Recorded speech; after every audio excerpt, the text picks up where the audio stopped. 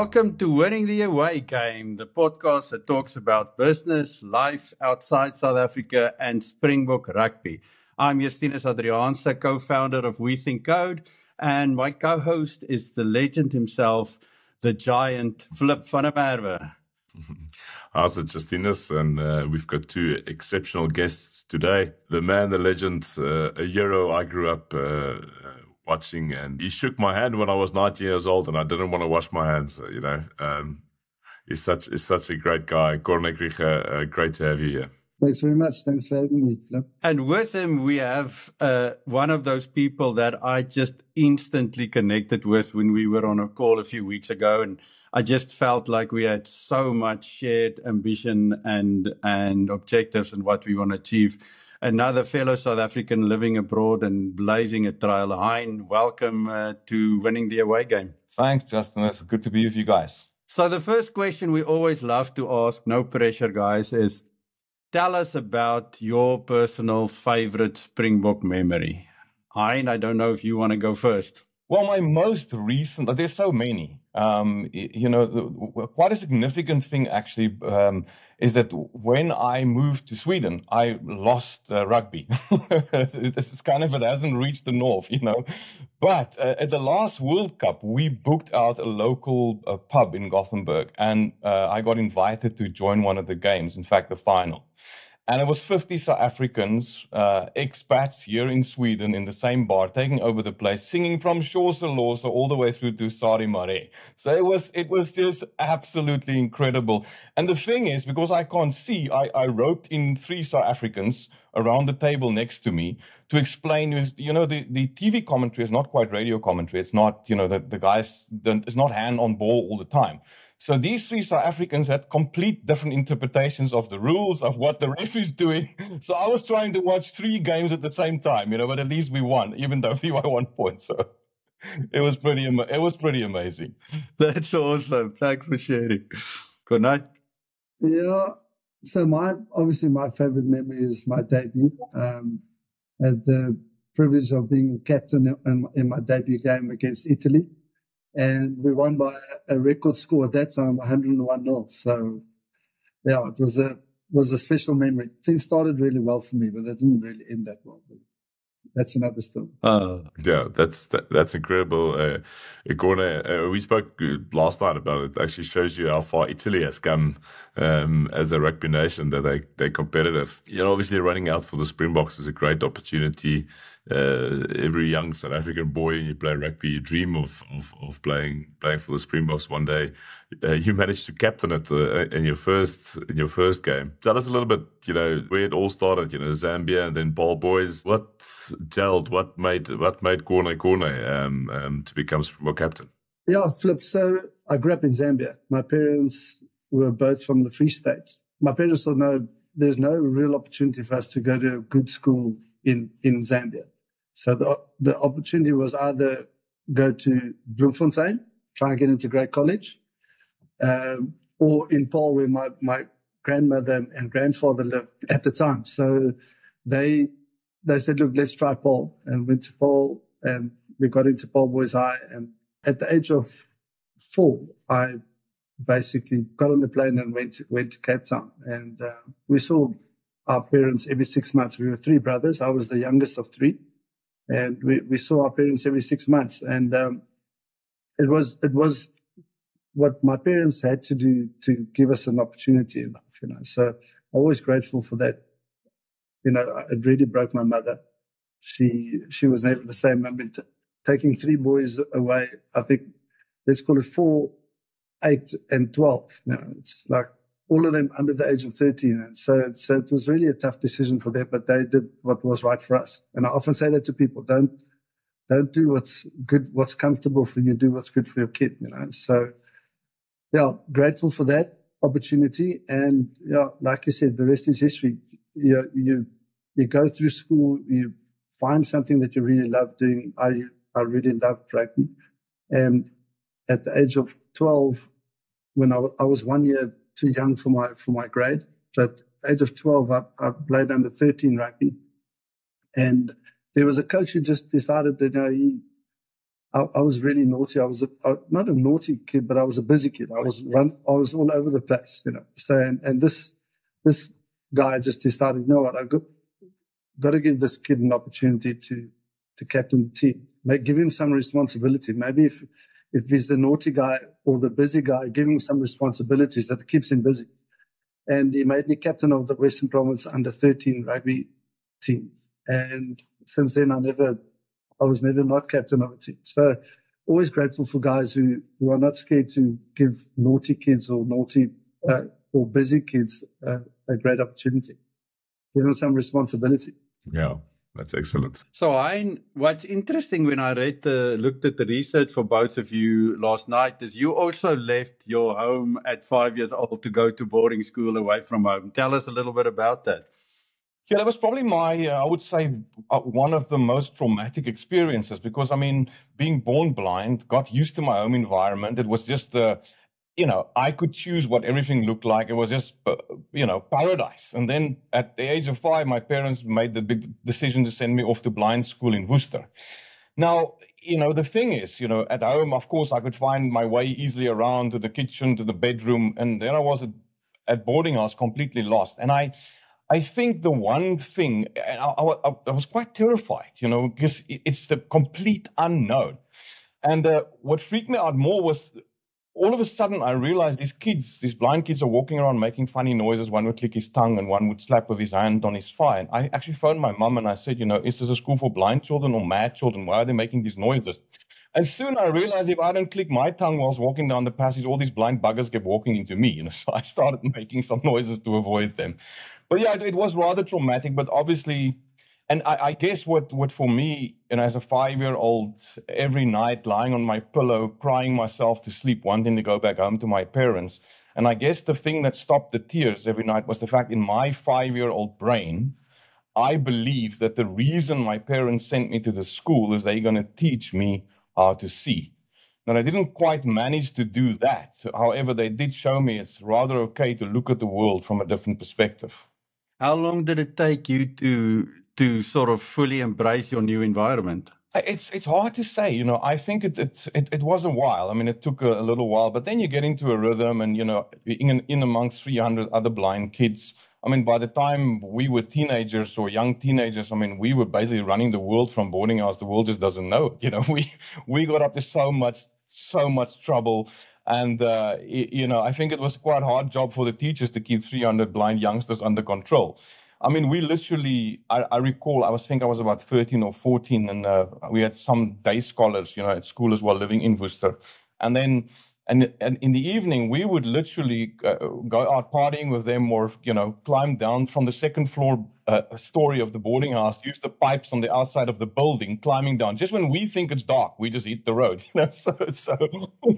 So now we got up to all sorts of trouble. And it was ultimately it was an amazing experience. And they.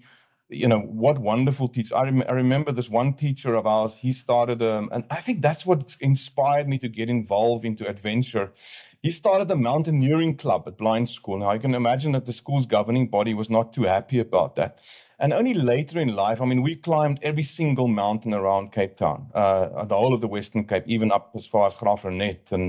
And I only later in life discovered that all he was trying to do was to show us that, there's going to be many peaks you have to climb. And if you can reach these heights, you can literally reach anything. It's actually quite interesting as I listen to you guys, that between Worcester and Paarl, there's literally a mountain between, but it's like a very small geography where you two grew up, and it's quite interesting. Gordon, so at 13 years old, make the naughty kid captain. And it definitely worked. It worked for the school, definitely worked for South Africa as well. High school, I've got massive respect for Boys Eye because, I went to what they would call a rugby-orientated school, and we lost one game during my whole high school career, and that was against Boys Eye. So I would always respect that school. And, we are products of the teachers that those hands we go through. The people that form us, up until 18 and then 19, you're a big man all of a sudden. What do you say? Where were the critical moments in those teenager years when you grew up that formed the captain that is Gordon Krige? Yeah, I think the most important thing was that discipline was massive at Paul Boys High. They were all about, respect and discipline. Those are the things that they really focus on. And at that time of my life, I really needed that. So I always say to people that I was definitely ADHD. I wasn't diagnosed, but my tablet wasn't round. My tablet was quite long. It was quite a long cane, and I got caned so many times at Paul Boys High. And what was great, Flip, is that it was a correction. It wasn't a punishment. It was, and there's a difference between that. That if you focus on punishing people, and every time they make a mistake, they get punished. There were so many teachers there that cared for me, that pulled me in and said, "That's not the road we want you to go on. You need to go on this road. We need you to be disciplined in this." So that discipline and the caring of all the teachers was massive, and it made a big difference in my life for sure.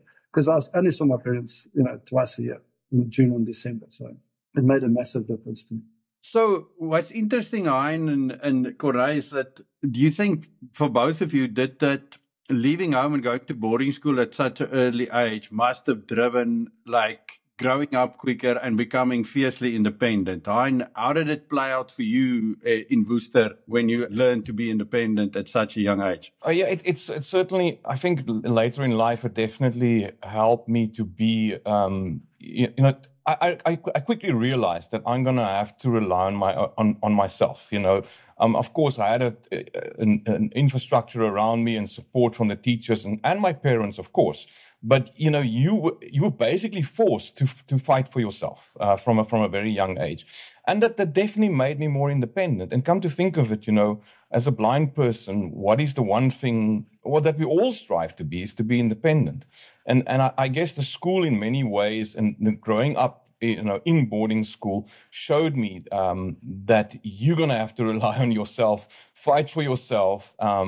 And as Corne also mentioned earlier, discipline, I guess, in many ways, I got into endurance sport and all these adventures because of this. And my mom, for many years, was also the coach of the South African national netball team. So, she drilled us. The times that I was at home, I was drilled quite hard into discipline, like she did on the netball court. But that is certainly, I think, half of my success is I can contribute to the guidance I got from school, my teachers, and even, support from fellow blind students. Corneille, how did it drive your independence? Look, it's a sink or swim situation. You either got to swim or you're going to sink. And we realized very quickly that there's nobody to phone. I mean, those were the days before cell phones, so there was still the ticket box in the boarding house. And my mother used to call me every second week on a Wednesday, and if I wasn't there, or she was 5 minutes late, I walked away, and then she phoned my grandmother, who was in Paul, to say, have you heard from him? Is he okay? So there was no cell phone, so there was no contact. So I think maybe that made it a little bit easier in a way. I think if I had to FaceTime every evening like we do with our kids now, I'll probably be crying most of the time. So you just got to toughen up, take a tablet and carry on moving. It's one of those. There's no time to feel sorry for yourself, and you've got to fight for yourself. So it made me very independent at a young age. And later, I think when you get married and you have children, there's some overcompensation at that stage. But that's a small thing. But I don't want to miss any of my kids' sports. My youngest son is 16 now, and I've got one in matric, writing matric exam right now. But I never want to miss anything of them, just because my parents couldn't be there. So I really made a point of trying to be everywhere, which is also great to see. That's quite interesting, and it's I've got two very young boys, and it's something that thinking about now is like, where do we send them to school? Because obviously, being biased, I want to send them to South African schools, but what is the price we pay? What is the price we pay for that? And it's quite interesting. You said, Corne, overcompensation. So Is that healthy? You know, that's also another question. You know, are you giving your children the independence they need?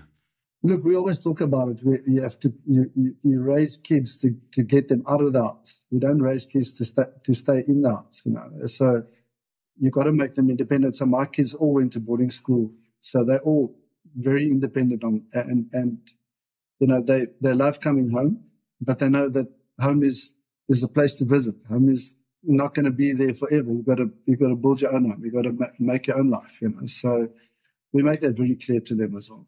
Okay, so both of you grow up, you get through school, and Corneille, you obviously go into the world of rugby, and Hein, you start doing all of these insane adventures. Tell us a bit more about that, what led to it, and tell us a bit of all of the things you've done. So it's interesting how this came about, Justin, is because, I mean, I wouldn't say I was a born adventurer, but I think I was about 16 years old when I got so absolutely full of sighted people talking about Table Mountain, this picture perfect postcard view. So I was like, okay, well, how am I gonna get my head around this? So climbed Table Mountain 6 times and from different angles. And what happened in the process, I just completely fell in love with the smell of the fynbos, the texture of the protea flower between my fingers. And I thought to myself, you know, if I'm going to have a real job one day, whatever that may be, I'm going to find my way back into nature as often as I can to recharge and revitalize the soul. And that was for me the start to many an adventure. And in fact, I was on my way to, interesting, my first job interview in Cape Town. Traveled in on my own from where my folks lived in Durban, because I thought, you know, if I'm going to land a job in the city, I want to have to take the bus and the train, be independent. Of course, I want to do it on my own. So I was walking up Strand Street, and I was about to hang a left hand into that building where I was about to have my first interview when I bumped into a blind friend of mine. It was actually not too difficult because he didn't see me coming, of course.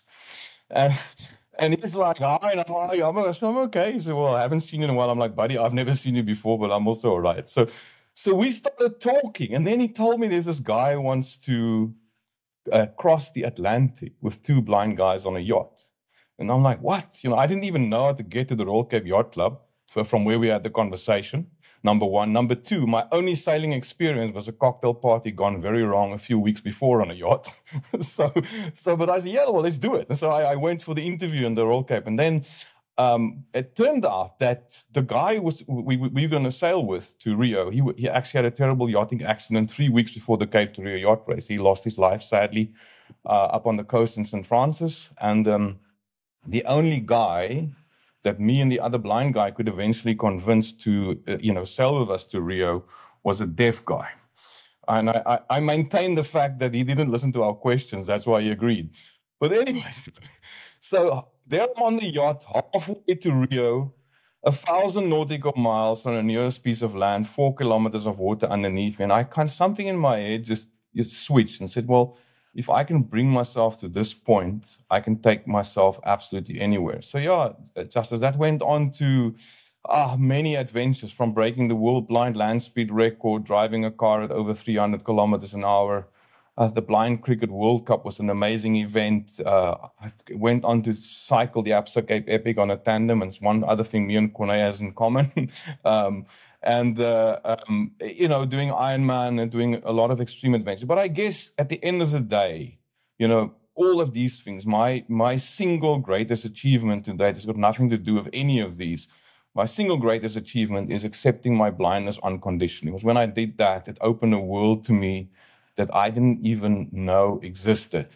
But having said that, these adventures also, when I was very young, I vowed that I was going to see one day. I had no idea how and how it would pan out. But I vowed to myself that I'm going to see. And what was I going to see? I was going to see absolutely everything there is to see in this world. And through adventure and sport and endurance, I think I've come, I haven't seen it all, but I sure had the privilege to see many, many things. I think that whole idea of you accepting your blindness completely and unconditionally is such an amazingly and powerful lesson. I think all of us have something that we gripe with, that we And I think once one, just take it, it is what it is. It's a very simple saying, but it is really what it is, What was the thing that finally got you to that point? Because, I assume you thought about it for a long time, and it's something you rallied against. And what was the final straw that broke the camel's back that made you say, I'm just going to completely embrace this? I think it was a process. I guess it took me half my life to accept my blindness. So I often also get asked the question if I could see tomorrow and the technology evolves to the point where, guaranteed, go for an operation, write a big check, and tomorrow you can see. I would not take it, because it took me such a long time to get used to to who I am, to what I stand for, to be at peace with me, my world, my values. And I wouldn't want to change that for anything, not even for the ability to see. But it wasn't one single thing, Justin. I think it was a many things that led to that. Well, call it a moment, call it a phase, because I think it was in my early 30s when I started transitioning from being mad at the world, or basically just being blind, to being now blinded by possibilities. Oh, so bad. That's fantastic. Yeah, it's incredible. So many lessons in here, and how we only limit ourselves. Gordon, you're the ultimate warrior as well. You've done any and every endurance race out there. You love to challenge yourself. After school, you check the boxes, and Western Province quite early, and then we said BOK captain, and what we found out in the research, well, you retired when you were 28. Never realized that. It's very early for a Springbok captain. I turned 30 in that year, that I retired. It's 25 years ago now. It's like what Warren Buffett said, now in his last letter, he said, well, he's not particularly proud of his first half of the life, but that's what formed him, and the second half is much better. So it is what it is. And I'm going to take that. Gordon, take us a little bit through that 2002, 2003 captaincy period, and what you took from that and what you learned from that. Yeah, so I actually, I forgot to mention that Gary Tyson got injured, and he didn't know who to make captain. So he went to Rassie and he said to Rassie, do you want to be captain? And Rassie said, no, I don't want to be captain. And I was the next guy. So he came to me and said, Pune, do you want to be captain? I said, geez, that's a definite yes, So Rassie did take the captaincy a little bit later. But so I've got to thank Rassie for saying no. That was the easy part, getting into the team, into a very good team, a well-settled team with a great coach. Those are the good old days. And obviously my career later on, I got injured before the 99 World Cup. So I knew I'd only had one World Cup left in me, which was in 2003. And to be honest, it was a tumultuous time in Springbok rugby. The guys were really unsettled. It was, I remember playing under 21 World Cup where it was in 1994, and Nelson Mandela had just been released from prison, and we went across, played in France. New Zealand didn't take part in that Junior World Cup, but we didn't have a national anthem. The stem was banned, and Nkosi Sikelel wasn't there. So we had a minute's silence when everybody else sang their anthems, which was crazy to think, And then the other thing is when Nkosi Sikelel did come, nobody could sing the first part of the anthem. And only when Eddie Blaufunnels and Jongel started coming, then Afrikaans and English, everybody knew, and they started singing that. So we had people come to our hotels to phonetically describe how we must sing the national anthem, Nkosi Sikelel, Africa. So it was, now the kids sing it at school. Now, when you go to stadiums now, it's not half a minute of silence and then Eddie Blaufunnels hymn. Now it's people sing from the first to the last word. So it was a transitional time in Springbok history and in Springbok rugby especially. And it was a privilege to be part of it, but it was tough. There were tough times. There was a lot of political interference. Hard as a captain and a coach, because you're absorbing all these things. You're trying to keep it away from the players. But still, there's still great memories and still a great honor to to represent your country and to play in the World Cup in Australia, which was amazing. And, we came up against a very good All Black team in that quarterfinal, and we lost, and they deserved to win, and we fly home. I was saying to the people when we got home after that World Cup, lost in the quarterfinal. There were 2 people and a dog there, I think, at the airport. It's weird how so many people are there when you win the World Cup. The whole airport's full of people. So winning World Cups is something that I never had the opportunity to be part of. But massive respect to John Smith, Francois Pienaar, and Siya Kolisi, two in a row, and let's hope for that third one. But I mean, winning a World Cup is a massive thing, and I would love to have been part of a team like that. But it was my era. My era is my era. You can't choose when you get into the team and when you're out. So towards the end of your career, Corneille, you ended up going to the UK and playing a little bit in Northampton. Tell us about that. What was that shift going from? And I mean, in those days, you basically knew that you wouldn't play for the Springboks again, because once you left South Africa, they wouldn't pick you. So you left, and what was the culture shock like? What was it like embracing this new club culture? And tell us a little bit about that transition. I actually had the opportunity to go and play in Biarritz with Serge Betsen at the time. And as a conservative Afrikaans person, I thought, it would be awesome to go to France. But I'm worried about the language. And, my wife's going to come with me. What's going to be the easiest? Where can we go? And at that time, Alan Solomons went to Northampton. And that's why we went to Northampton. Selborne Boom went with us. Robbie Kempson, Johan van Wyk. We were 4 or 5 South Africans that came to Northampton. So I thought that will be an easier option, easier route, more easy for the wife. Because to be honest, if you're in a rugby team, you're going to be happy anyway. You've got 15 of your friends around, and you're playing rugby together. You're having lots of fun together. So you always make friends quickly, where it's more difficult for the wives when you go across. That was a mistake, because what I didn't realize was that in 2002, just before that 2003 World Cup, we played against England, and we had I had the record win 101-0, and I had a record loss 53-3 against England. So I held 2 records. I've lost them both, luckily. John Smith took the biggest win, and Evan Etzebeth took the biggest loss, 57-0 to the All Blacks. So we played against England. It was a brutal game, and obviously I got involved in a lot of stuff where I shouldn't have got involved, and there's enough footage of that. But then I went to England literally 2 years later, and I can tell you it was hostile in the beginning, because they weren't that friendly to a Springbok captain who had beaten up a couple of players 2 years before. So when I got to Northampton, here's a great story. I got to Northampton. My wife, she came a little bit later.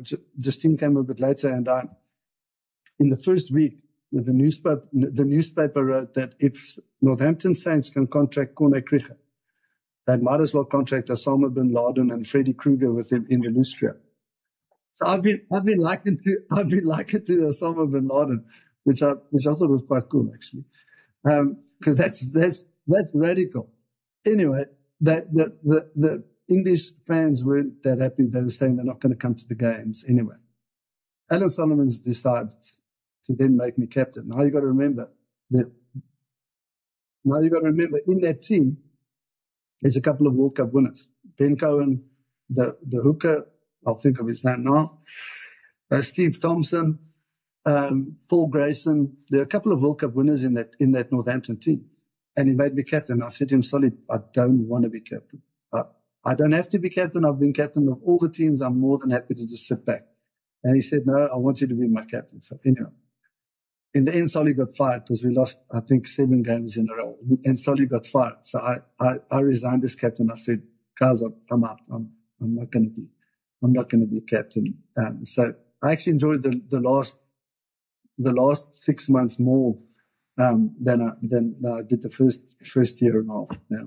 So, Hein, you also built this amazing life in South Africa, did all of these adventures, and then something happened to pull you towards Sweden. Tell us about that story. Yeah. I just want to go back to Corne's comment about the two guys on the dog at the quarterfinal exit. There was actually this one guy, because the second guy was a blind guy with his guide dog who thought he was at Belleville Station. So, so sorry, Corne. It was only one. But well done on that.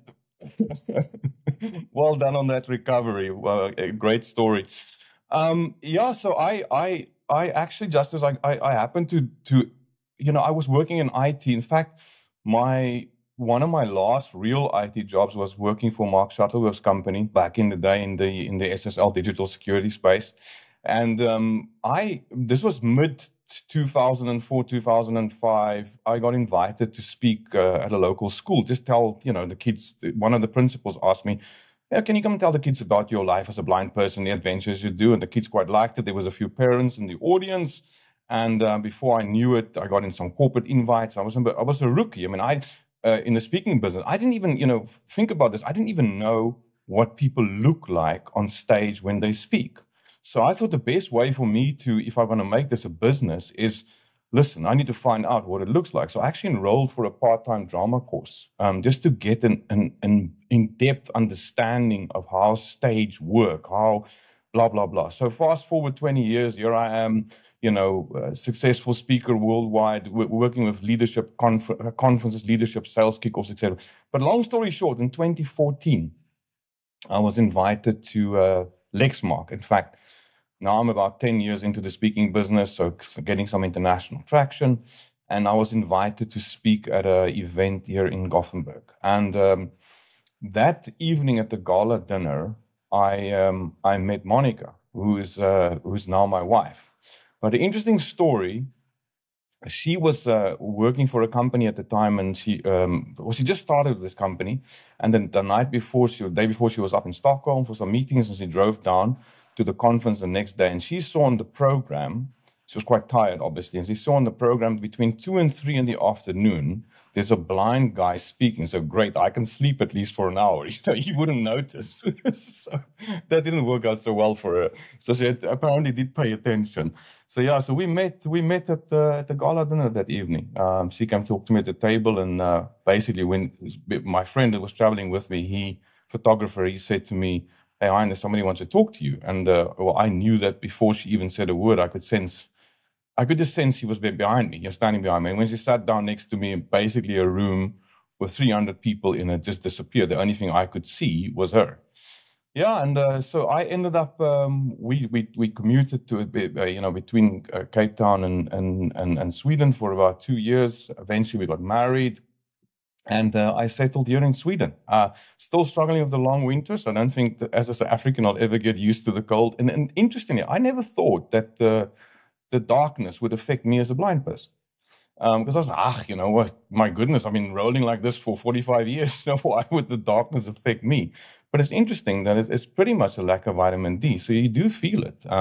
So we try to escape the long winter. So, coming down to Cape Town or South Africa for a couple of weeks every year if we can, But yeah, this is how I ended up in beautiful Sweden. It's actually, for me, in many ways, I'm very fortunate that I come back to South Africa at least once a quarter, sometimes even more. So to me, it doesn't really feel like I've left, and I don't think I can ever leave in my heart.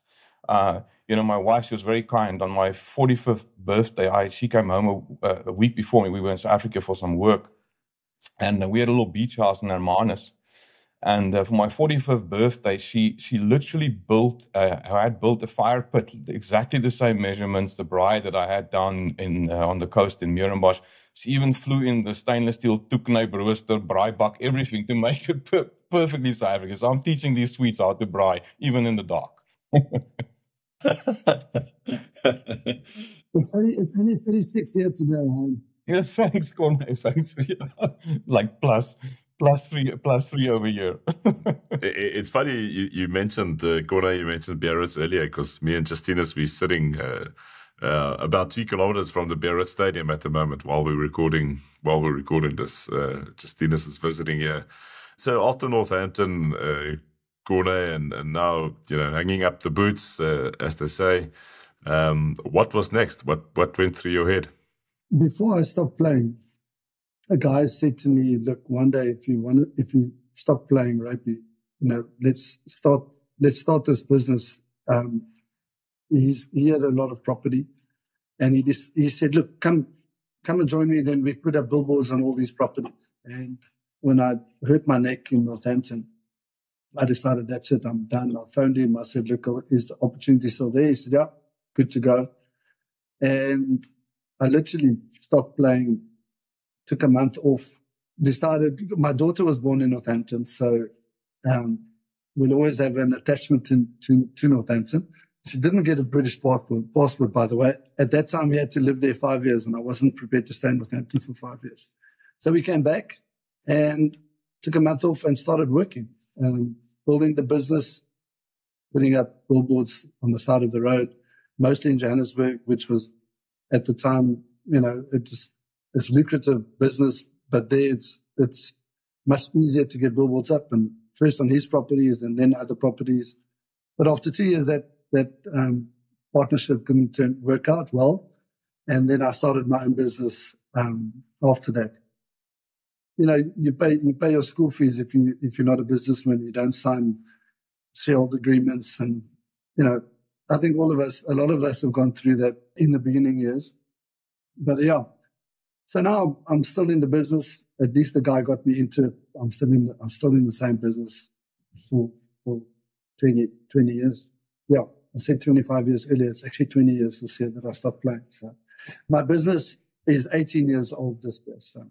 And what was the biggest challenge for you, Corné, in that transition? What was the hardest thing for you to learn or to acquire or to deal with? Justinus, I think the biggest problem, I think, for most athletes is that your life's organized for you, and you get paid a big salary, and you guarantee that income at the end of every month. Then you start your own business. There's no guarantee of income. There's no reward on a Saturday. Where you work hard in the week, on Saturday you play rugby. That's your reward. You run out in front of 30 or 50 or 60,000 people. Sing the national anthem, whatever. That's rewarding. Now there's no reward, and you got to get your head around that. And I think the one thing that saved me in a way was that I really focused on not being. When I was Springbok captain, I tried to keep in touch with my school friends. And I say this to the young kids as well. So you must never attach who you are as a person to the title that you have for a very short period of time. And that saved me in a way, So I'm still, all my school friends from Paul Boys High, are still my friends. All of us are turning 50 this year, so I've already been to a lot of big 50th parties. They've all been to mine. But the big thing is that you can't attach who you are as a person, because you were a person, you were somebody. And Siya Kolisi is gonna experience that as well. He was Siya Kolisi. Now Siya Kolisi became the Springbok captain. You can't attach who he is as a person to that title because mine was a very short period of time. I was captain for 18 matches, where he's 60 plus, I think, and a couple of years. So that transition from hero to zero, relatively large amount of cash in the bank to zero. So that then you have to have strong principles. You've got to have strong religion. You've got to have strong family. You've got to have family values, and then you're still going to struggle. So it was probably the most difficult thing I've ever done. And I'm grateful for, let's call it, a solid wife who came from a solid family. My father-in-law, who has passed away now, he was instrumental in getting me through that time, that uncertainty, that, it's going to be okay. You'll be fine. My parents were still in Zambia. So, very tough period of time. But but also rewarding now, looking back, getting through things, building a business, having 12 people in office with 12 staff members come more problems. So, but yeah, it's been an incredible journey, but lots of grace in between for sure.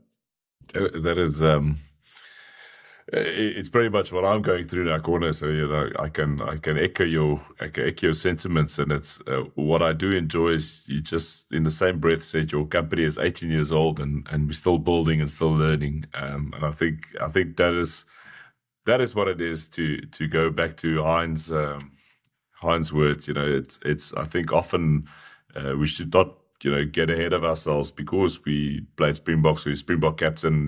You think people will treat you in a certain way, but then you face up to a 24-year-old that knows how to code in Python, and you're worth nothing. Yeah, so it's a constant learning curve. Hein, what did you learn the most when you moved to Sweden?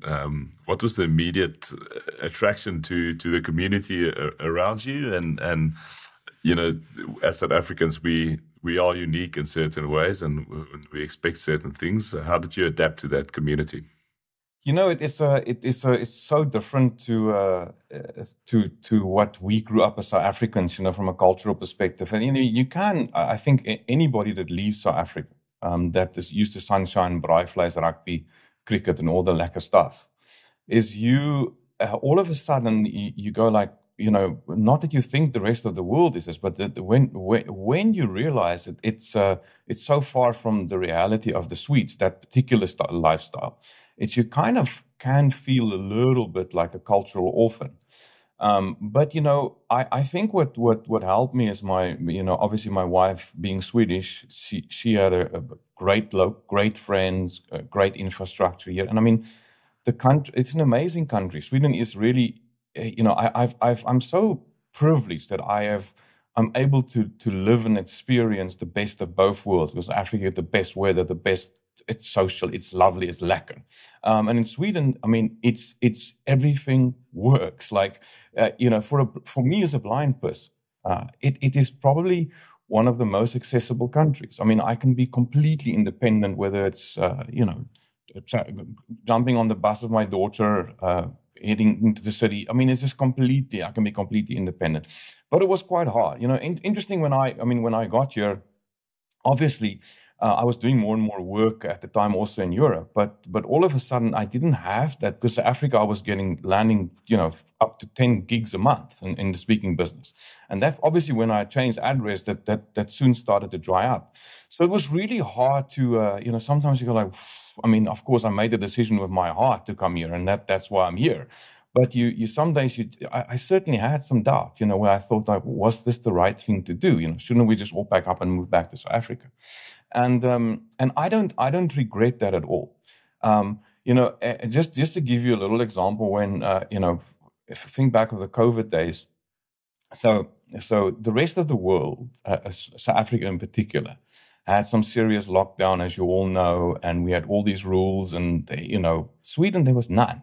It was life as usual.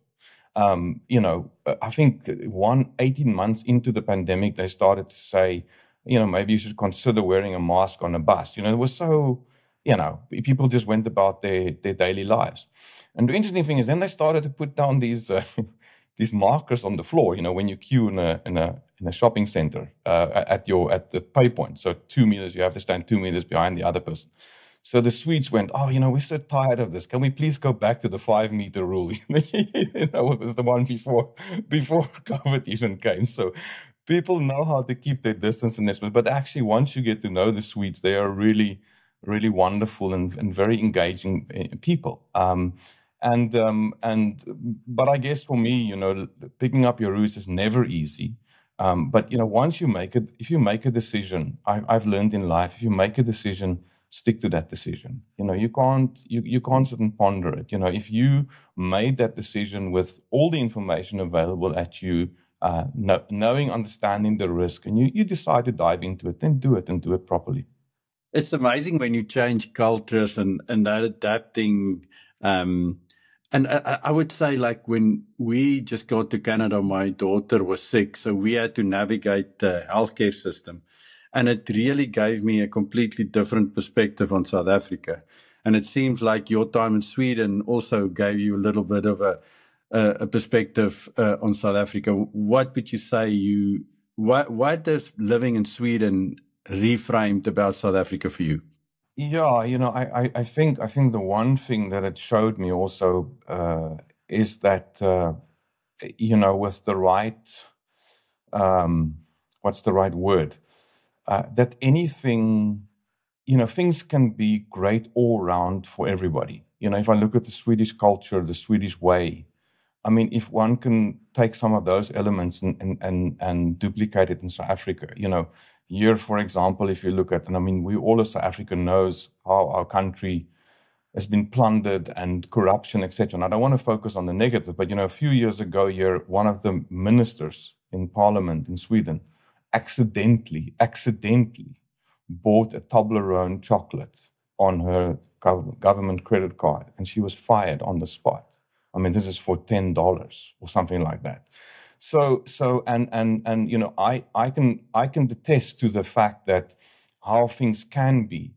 My daughter who's 9. You just spoke about, Justin mentioned that your daughter was sick when you moved to Canada. So my little girl is now 9 years old, and just to go back a little bit, I'll put this into context. I always wanted children, but because of the fact that my blindness is hereditary, this was a hard conversation with my previous partners because, I mean, having 2 blind children in the house might be a bit of a challenge for anyone, So, but anyway, so my biggest fear was that my kids are going to be blind because I didn't want them to go through the same pain, the same hassles, the same trauma that I went through as a 16-year-old fighting the world, God, the universe, and everyone. Why am I the blind one? And in fact, she was born in 2016, my little girl. And, lo and behold, because my Monica just said, when we had the conversation, I said, well, if our kids are blind, who would be a better role model? I was like, that's generous thinking. Thank you. That's cool. But lo and behold, she was born. Her eyes were perfectly fine. But on her second birthday, she was diagnosed with leukemia. And I tell you, it was the most traumatic time. I mean, it was, I can't even in words, for 6 months after her diagnosis, I couldn't even say the word leukemia without completely falling apart. And then obviously she immediately went into the Swedish healthcare system, 2.5 years of chemo. I think the last count in treatment was around 20 million rand, worth of treatment. And the Swedish government didn't ask us for 1 cent.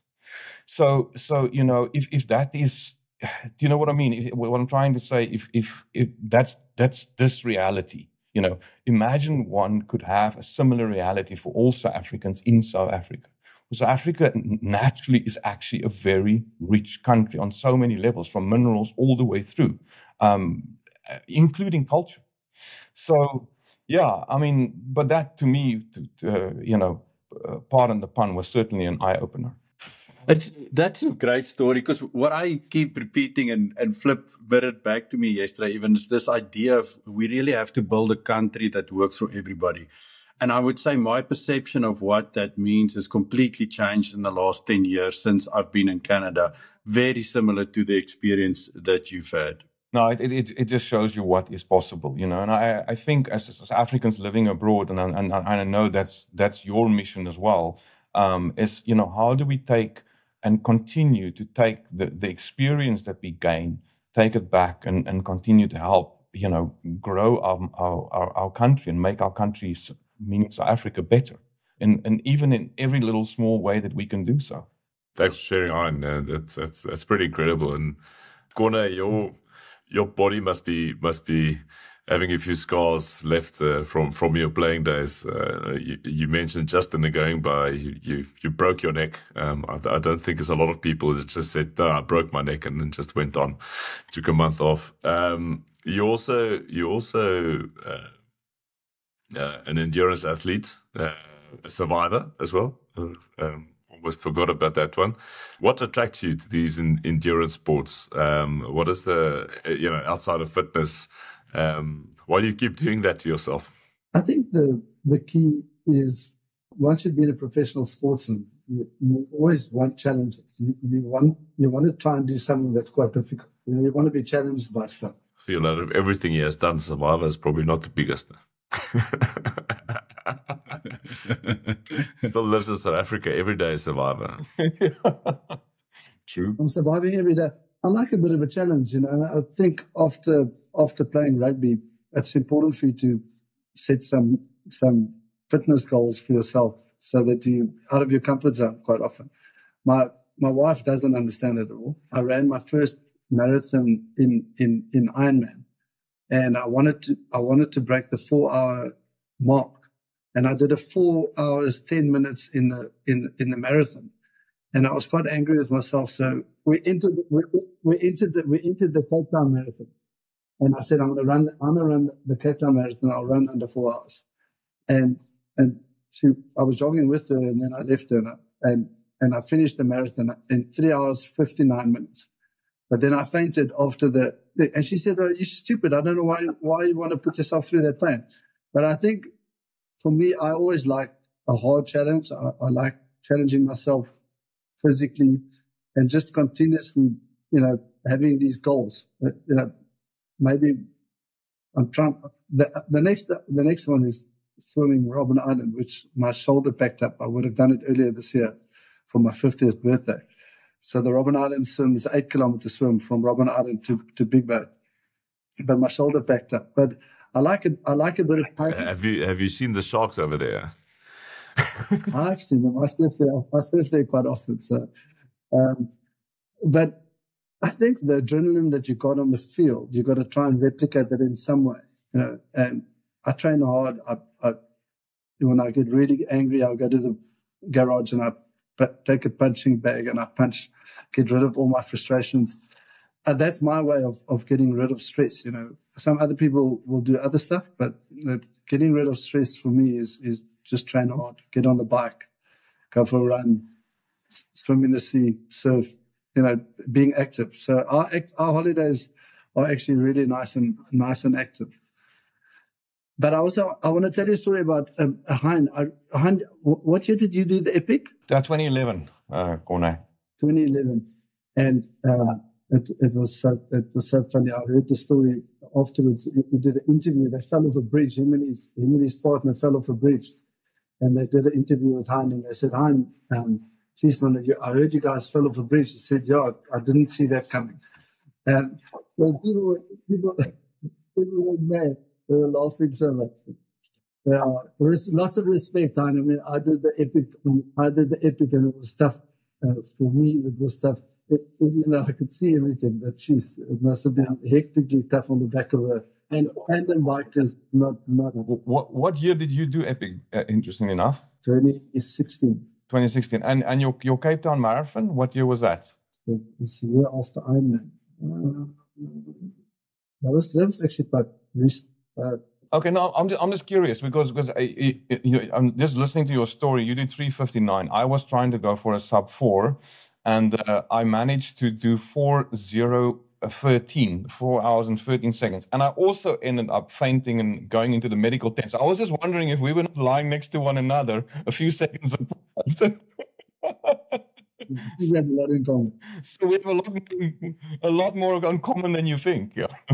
So the next sort of arc we want to talk a little bit about is this playbook for change. I mean, both of you have had these amazing careers in South Africa, and both of you have obviously spent time abroad. And unfortunately, we're all getting closer or over 50 now as well. So when you look back now, Hein, and you see this entire arc of your life, what is it that you would say is like, would you define as your playbook for change? What are the things that you maybe wish you knew at 16 that you know now? Sure. Yeah, there's a lot. But I think for me is, the one thing for me that's a golden thread through, I think that of all the things and all the lessons I've learned, gratitude and appreciation is besides kindness and generosity. I think the one thing that has generated more light into my life than sight can ever do is appreciation. I always say, appreciate what you've got, because there are hundreds, thousands, in fact, millions of people out there who are less fortunate than we are. And the things that me and you just take for granted, right now, somebody else are on their knees praying for it. And if in my early 20s and in my younger life, if I knew that, I think the impact of what I do would even have been greater. But, Flip also mentioned before, that is just part of the curve. It's part of your own journey to learn how to live. In Afrikaans, you would say, jy leer hoe om te mens. And that takes a while, and if you can't see your surroundings and you are trying to navigate the unknown, it could be a little harder. But, looking back now, I'm still so grateful that I've had the opportunity to also, through the work that I do, hopefully enrich other people's lives. And I think, when I formalize that, and I think I told you when we had our first conversation about the academy that I started for the blind back in South Africa. And we now have 50 blind students full-time on campus. We started in 2019 with, I think, only about 12 or 21 students. We have 50 full-time blind students on campus every year now. They live on campus 3 meals a day, and they all come from very, very, very poor South African communities. I mean, imagine you live in a township, number one, and you can see. Now let's take it to another level. Imagine you live in a township and you cannot see. Some people would probably say you're better off, but just trying to navigate, that informality, just trying to navigate everything what's happening in a township with a white cane, if you can afford one. Come to our campus. Once the guys finish matric, they come with us. And last year, we had our first cohort of blind students who qualified as cyber security analysts. And today, in Absa Bank in South Africa, in their security SOC, they have the highest percentage of blind cybersecurity analysts in the world in their security SOC because of our academy. And there's not a greater reward than seeing that youngster come into our academy, hardly being able to navigate his own personal surroundings, to go and work for a multinational bank in cybersecurity. And by the way, he's completely blind. It doesn't get better than that. Wow. That's awesome. Yeah, that's pretty incredible. Gordon, you do some motivational speaking as well. Another thing you guys have in common, you guys are basically brothers. You need to go check it out. Yeah, exactly. We'll meet up in Melkbos soon. Go surfing together. I'll do the shark spotting. How's that? What are some of these frameworks, the leadership, the stuff you learned on the field and off the field that you carry over to the community? You've been at the coalface of Springbok rugby, learned from the best and the worst. No, for sure. Gone full circle, into the boardroom. You do the motivational speaking in big corporates. What are some of these frameworks that you use that you carry over to the community today? I use a lot about sport, about the discipline. I use that a lot because there's in general there's a lack of discipline in South Africa, which needs to be addressed. So that's the one thing. But also, as you get older, I think I turned 50, as I said earlier. In March, I turned 50 this year. And when you're 30, 40, you look forward and you're always planning and you're thinking about new things. But as soon as you get to 50, suddenly you turn around and you look back and you go, okay, geez, what have I achieved? What difference have I made?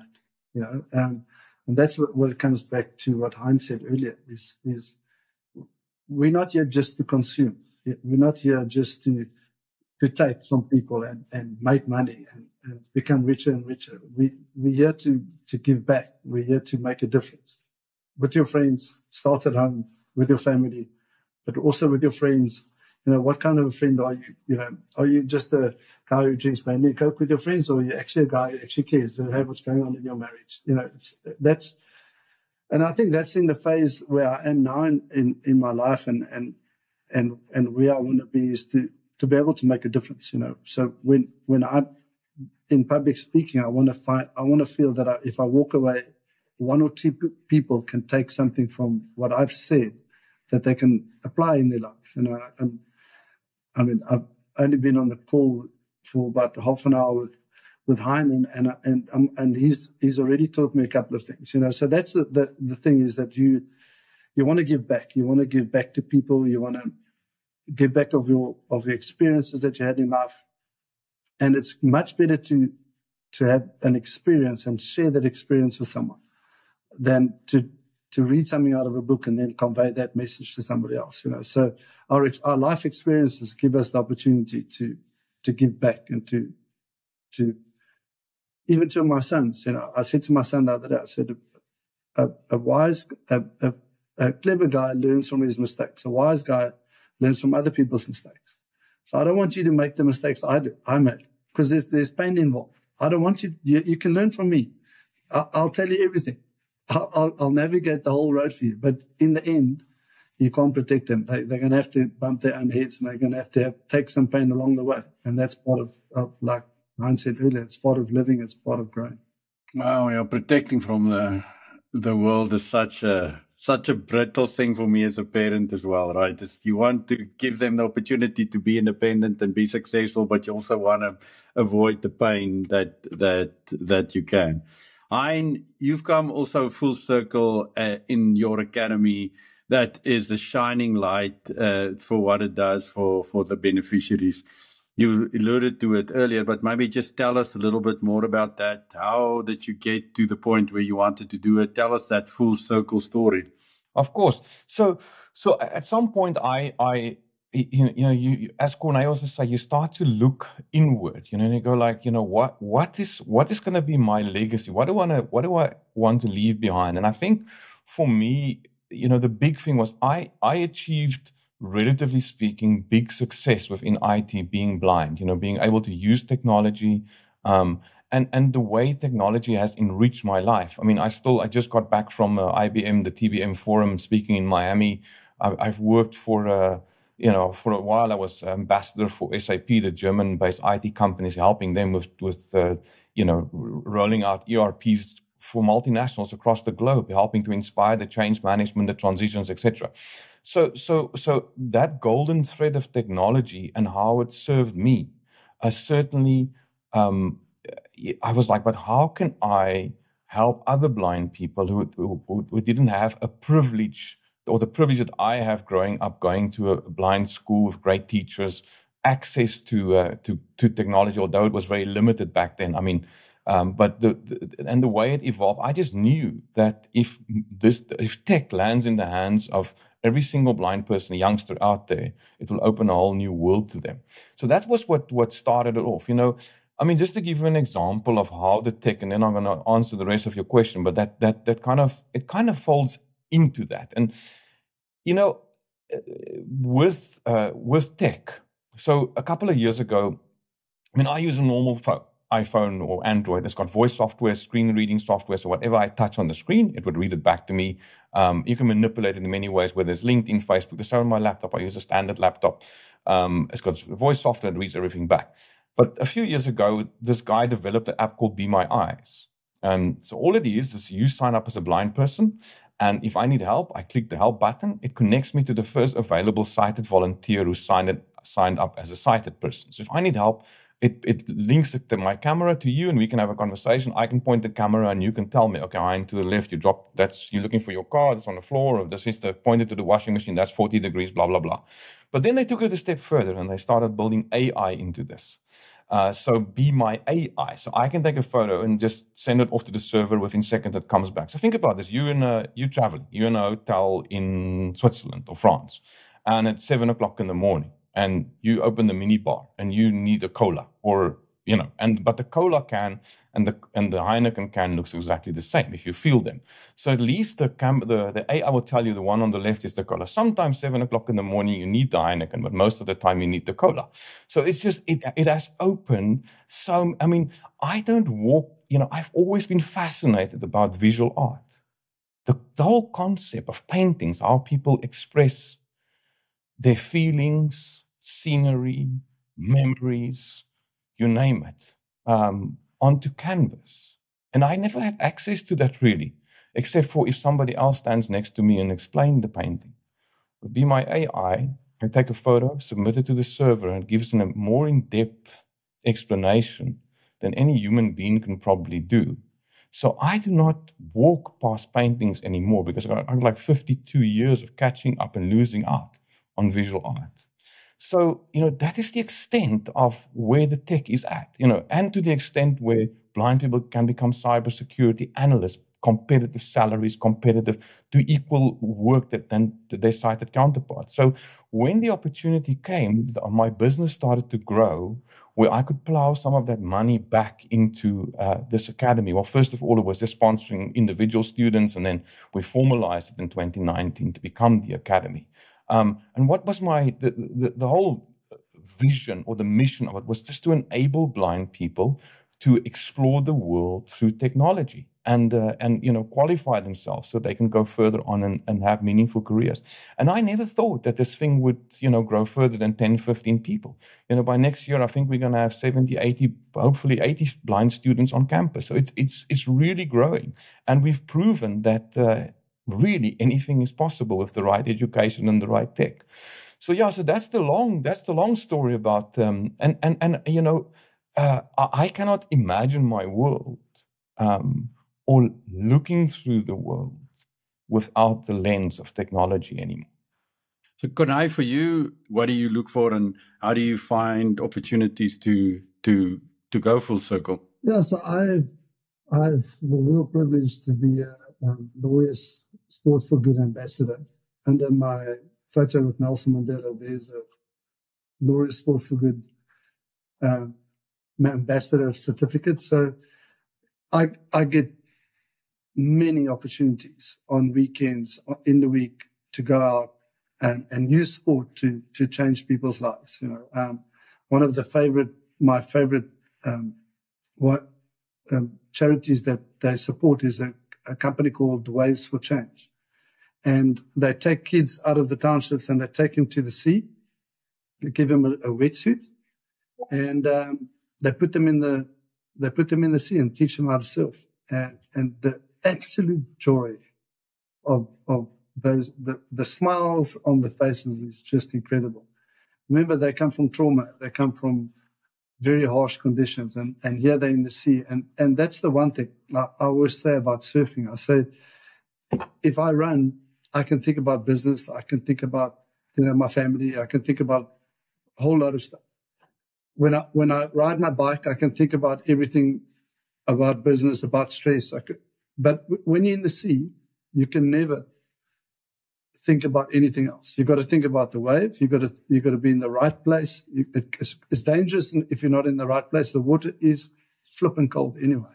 So, even with the wetsuit on, so that awareness of where you are, being on the board. In yoga, they talk about being on the mat. So these kids, for 2 hours of their day, they escape. And geez, it's incredible. It's so rewarding. So, at my age, I want to give back. And luckily, Laureus gives me that opportunity to do that on a daily and a weekly basis. So we have a little tradition on winning the away game where we allow guests to ask each other a question. You guys can go as far as you want to, and also choose, HP4 Beauty. So you can choose who goes first. I don't mind. I can ask Corné. Corné, if there's anything in your career above professional rugby, business, if there's anything that you could do differently, given the opportunity, what would that be? I think there's one in rugby. I would have, in an England game, I wouldn't have lost my mind, and not battered a couple of Englishmen. So that's one I would have changed. And then in business, picking the right business partner and signing a shareholders agreement is what I definitely would have done differently. And I think that those two things are lessons that you make the mistake, but you don't do it again. And I think that's the key, is learning out of your mistakes. A mistake doesn't make you stupid. A mistake doesn't put you down. It's how you get up. It's how you make sure you don't make that mistake again. And obviously just focus on going forward and not looking back and beating yourself up about mistakes. It's the same on the rugby field. If in any sport, if you beat yourself up about the mistake you made now, there's another 60 minutes that you still have to play. If you're going to beat yourself up about it, the coach might as well take you off the field. So, those are the best sports. I think the fact that you're also sharing those, as you mentioned earlier, be wise to your kids, learn from other people's mistakes, and one can't if people who make them or perceive mistakes, as you said, it's impossible if you don't share it. So heads up for that, man. Thank you. I'd like to ask Flip a question. As you can ask me, but you have normally to Ian, but I'll answer one as well. I heard you bought a rugby club. Is that true? I did I didn't buy it. I helped people structure it, the lovely Biarritz Rugby Club. And there's another thing you could have surfed if you came to play for them. It's a rugby club steeped in rugby history, and they've won many European Cups and local top 14 rugby. But rugby, unfortunately, stays rugby, and there's a lot of politics and people trying to drag it down to the lowest common denominator. So yeah, for the moment, I let them be, and I'll stay a supporter of rugby. And are you actively involved there, Flip, or not? Only as a still have my few seats there that I can go watch every Thursday or Friday, and that's good. It was a loaded question because I have a son on his way, so I'll send him to you. Yeah, send over. We've got contacts. If there's anything like his dad, well, I'll buy a rugby club again and build around him. Awesome. Any question for Hein, Corne? Yeah, Hein, geez, so much respect for you. I have to say that. And to think, I always close my eyes and I think, if I didn't have sight, how would I navigate around? And I did that blind rally. Did you do? Yeah, the Pioneer one. Yeah. I did that blind rally, and they literally, like, you have to drive, but you've got a blind navigator, so he must explain to you where to go, but he's reading in Braille, and that's when I realized how incredibly strong your mind must be to get up every day and to do the right things. If there was one thing that you could do differently as a 16-year-old, because I think it sounded like you, as a 16-year-old, you were quite a bit of a rebel. If there was one thing that you could do differently, what would that be? Sure. I don't think I could have lived any harder as a 16-year-old. But I think what I would. And I'm so glad that I eventually learned that lesson. But I think what I would have done differently is I would have, if I knew what was coming, I would have probably put down my fights earlier. Because I spent so much time as a teenager fighting God, the universe, and everything, questioning the fact that why am I the blind one? Why not somebody else? And then, the minute I put that down, it was all revealed. Then I could see clearly. But I guess in a way I probably had to go through that frustration to reach the other side. But it didn't necessarily make me the best person to be hanging out with, and that I don't regret, because that was just, I didn't know any better. I was just trying to navigate the unknown, as you rightfully referred to earlier, as a blind person. And that consumed me in so many ways. And I think what consumed me even more was the fact that I felt that I was completely at the back of the queue because of the fact that I can't see. And I had all these sighted friends who could make eye contact with the girls and blah, blah, blah, blah, blah. So I always felt like and that is such a powerful thing, and I think sighted people underestimate the power of being able to make eye contact, because within a split second, apparently this is hearsay, that you can, if you know the other person, you can tell by just looking in their eyes, if they are happy, sad, if they are stressed, content, whatever the case may be. And I never had that privilege.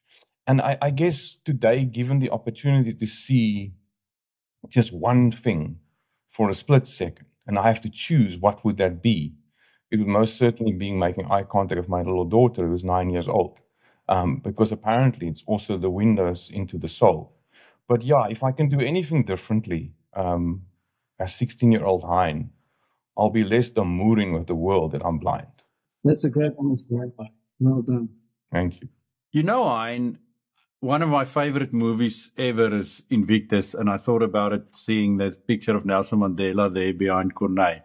And the scene where he's with Francois Pienaar in his office, and he basically, he's using this, like having this conversation with Francois Pienaar and not directly telling him what he's actually wanting. But one of the things he says in this conversation is that in order to build the nation, we have to all find a way to exceed our own expectation.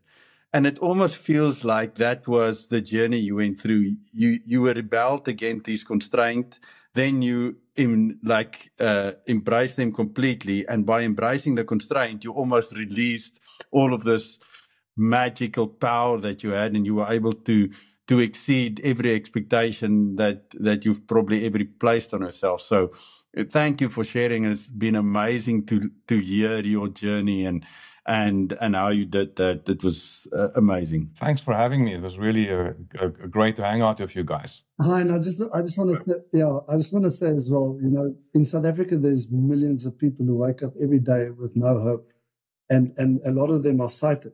That a lot of them can actually see, but they don't see up. And as a blind person, you give a lot of people up. And I just want to thank you for that. I want to honor you for that. Thank you, Corneille. I appreciate that. Thank you very much. And keep up the good work you're doing, man. Thank you. I just saw, Corneille, when you brushed your eye there, I saw your fingers. And this is a particular story of the impact you had on my personal life. Is when we on all the way to Durban for our under-19 World Cup. And you guys played a test match on the Saturday, and we flew out on the Sunday or something, and you came to shake our hands, but your hand was broken, so you shook all our hands on the left hand side. And I just thought, if as a young man you think if your hand's broken, I won't even get out of bed. And he was there after test match, shaking all our hands and wishing us luck. You had a massive impact on my life. And they're not pretty. They're all over the place. Yeah. I think Rusty's looks like Rusty's is even worse. Rusty's probably the worst. But yeah, so and made me do a lot of stupid things and play with pain through my ears. But yeah, thanks for that. Okay, so last question for both of you.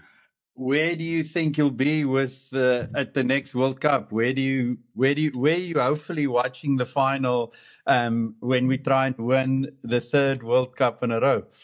I think there's somewhere next to you on a bench. That would be lovely to hang out with one of you guys and watch the game somewhere. And also with somebody who actually understands the rules. So. Well, hopefully we can be at the game, Hein. I'm going to make it my mission to take you to a World Cup final. It will be amazing. I'd love that. I'm planning to go to Australia. The opportunity to witness 3 in a row really does excite me. So yeah, I'm making plans to get there. That's for sure. And it is in Australia where I lost in the quarterfinals. So I have to go back and have some good memories there. And we can organize with Wingman to do a little try Ironman there while we're at it. No pressure. Okay, so thanks, guys. Thanks for joining us. It was a real pleasure. Winning the Way game in cooperation with the Lekker Network. We really love having these conversations and talk about how South Africans show grit and determination to take over the world. So thanks for joining us. We really appreciate it. Flip. Yeah, thank you guys for joining us. 2 legends. Keep on doing the good work and sharing the story of hope. Thanks, Flip. Thanks, guys. Thank you, gents.